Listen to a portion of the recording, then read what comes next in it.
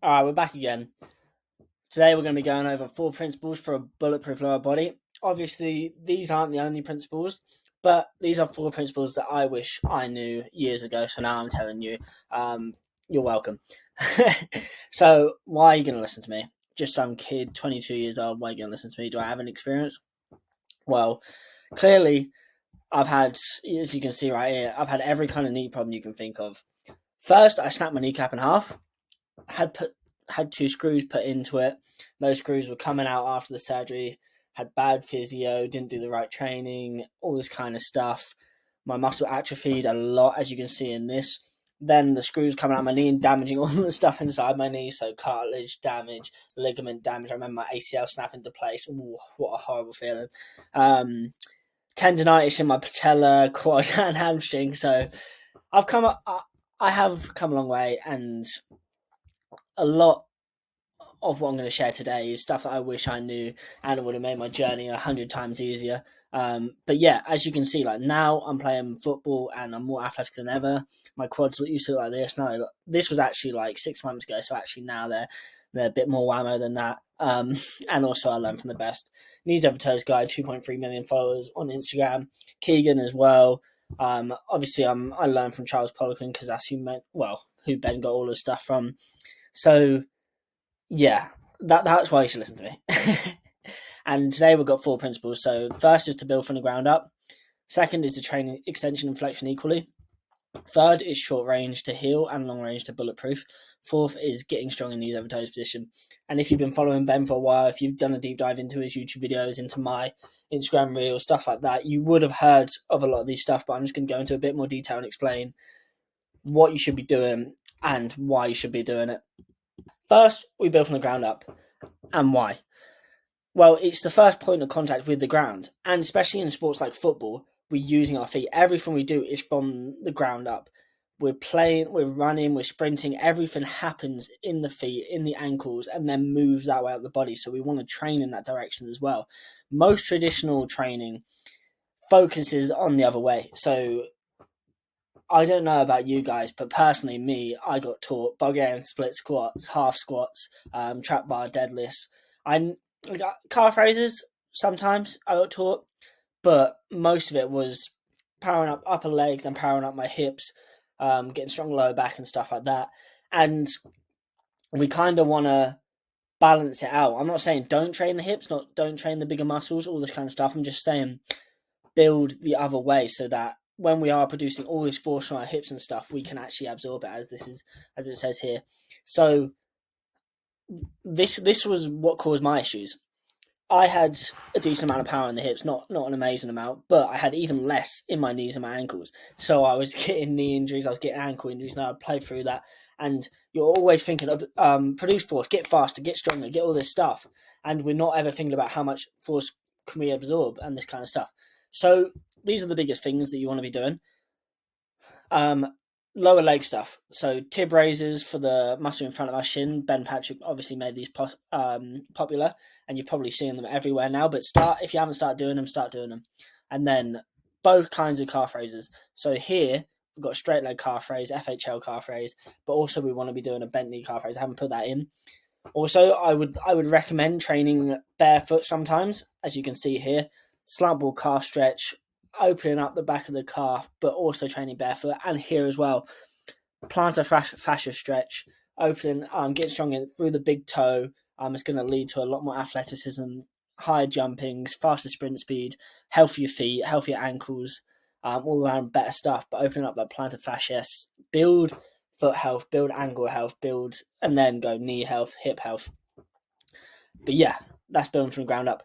Second is training extension and flexion equally. Again, traditional training has a big emphasis on getting stronger, getting faster. And what they thought was, okay, we need to do extension. So calf raises, squats, trap bar deadlifts, normal deadlifts, that kind of stuff. But we really need to balance these out. Not only does each joint have extension, it has flexion as well. So however many calf raises you do, we want to be doing the same amount of tib raises. However many squats you're doing, we want to be doing knee flexion. We want to be doing Nordic curls. We want to be doing hamstring curls. For however much deadlifts you're doing, you want to be doing as many L sits, as many guard hammer raises, hitting those hip flexors and lower abs.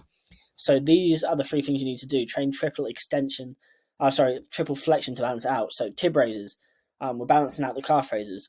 Nordic curls. This took me a while, and it will take you a while if you haven't done this kind of training before. This was actually, again, 6 to 8 months ago.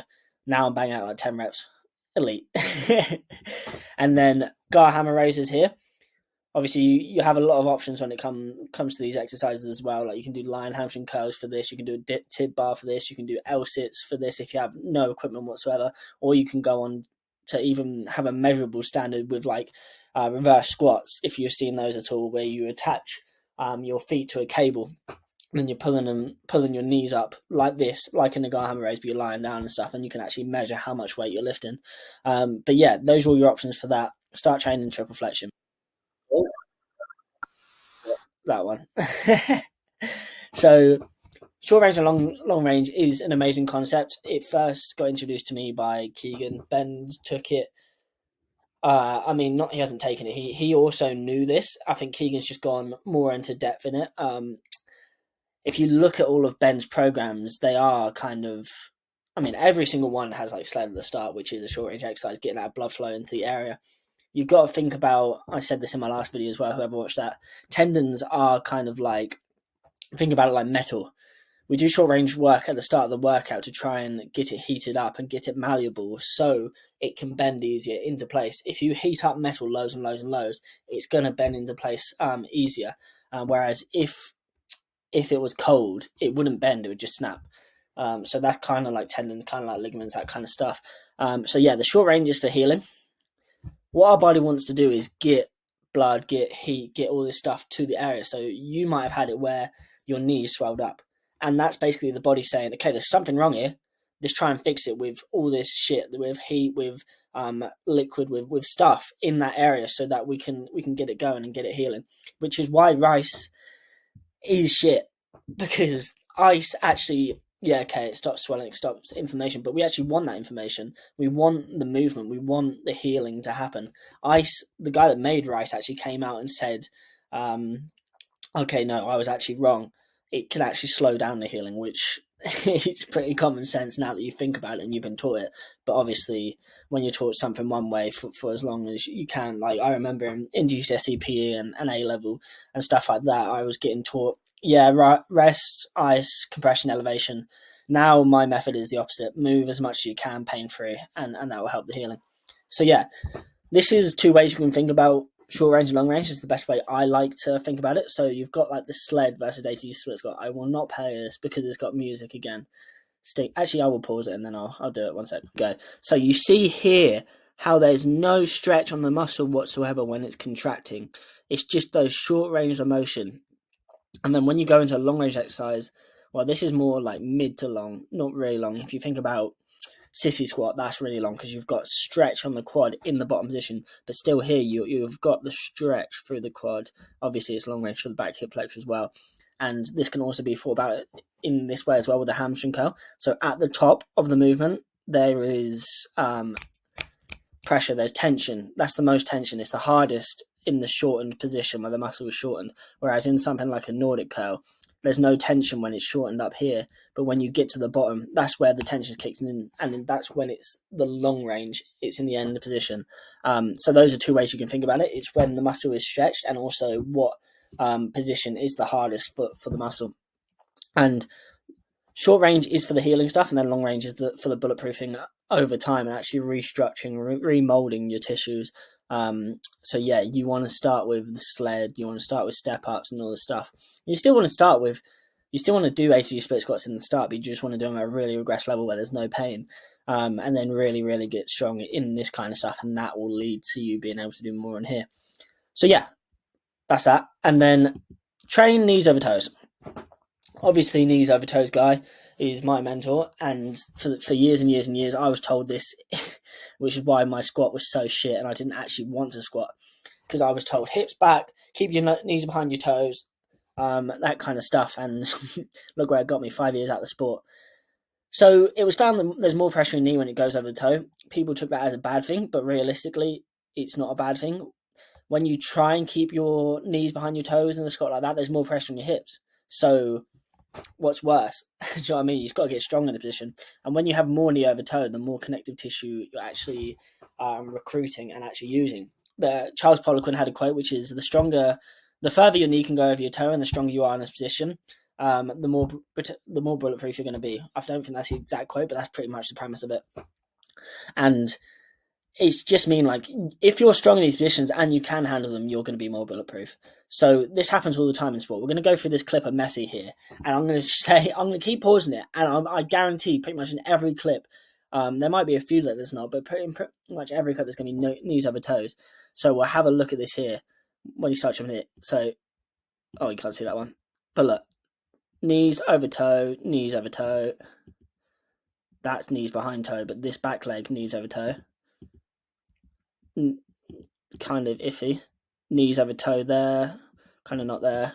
But you see what I mean? Like knees over toe here. That you're not gonna not have it in sport. So why are we trying to be in the gym and be like, nah, no knees over toes? Do you know what I mean? Like the more knee over toe you have, the more athleticism, the deeper your ankle, the more ankle range you have. If you don't train knees over toes, your ankle mobility is going to be shit because you're not used to going into those positions where your knee can go more forward and your ankle's more like this. So yeah, your sprint speed is going to be higher. You're not going to be restricting yourself as much. Like Messi is like the biggest dribbler of all time, and this was my problem as well. Like I'm a big dribbler. I like to weave in and out of people. I like to do all that stuff. And because my knees were so weak, they were just getting messed up because I was doing all this kind of stuff where my knees would go and I was changing direction, all this kind of stuff, and it was just killing my knees. So start training that stuff.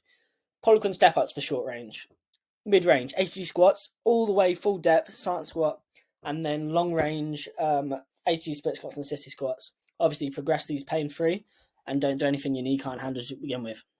But yeah, that is everything for those four principles. I hope this helps. I like these videos because I can just chat shit and just waffle and explain stuff in a better way than you can in reels. People get so mad at my reels because they're just 60 seconds, but if we were to have a conversation, we'd probably agree on most things. So yeah, if you're returned from injury, shoot me a DM on Insta.